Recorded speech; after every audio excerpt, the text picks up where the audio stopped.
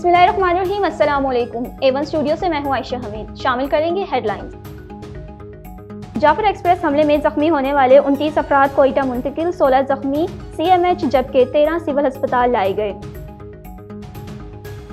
बलोचिस्तान में जाफर एक्सप्रेस पर हमला, सिक्योरिटी फोर्सेस की मौसर कार्रवाई, तमाम 33 दहशतगर्द हलाक। ऑपरेशन से कबल दहशतगर्दों की दरिंदगी के बाइस 21 अफराद शहीद जबकि MC के 4 जवान भी शहीद हो गए।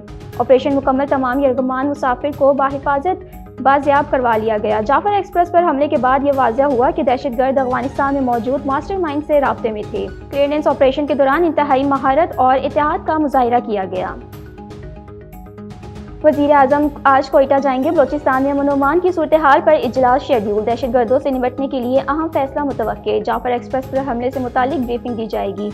मियां शहबाज शरीफ का वज़ीर आला बलोचिस्तान को फ़ोन, सरफराज बख्ती ने दहशतगर्द हमले की तफसीलात से आगाह किया। सदर मुमलिकत ने कामयाब ऑपरेशन पर सिक्योरिटी फोर्सेस की कारकर्दगी को सराहा।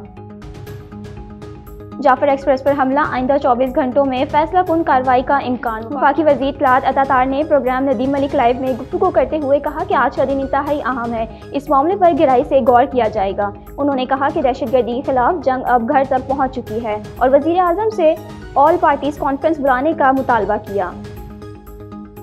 जाफर एक्सप्रेस हमला, वज़ीर आला पंजाब मरियम नवाज शरीफ का सिक्योरिटी फोर्सेस को कामयाब ऑपरेशन पर खराज तहसीन, शहदा को खराज अकीदत। उन्होंने कहा कि बेगुनाह मुसाफिरों, मासूम औरतों और बच्चों को ढाल बनाना बुज़दिली की बदतरीन मिसाल है।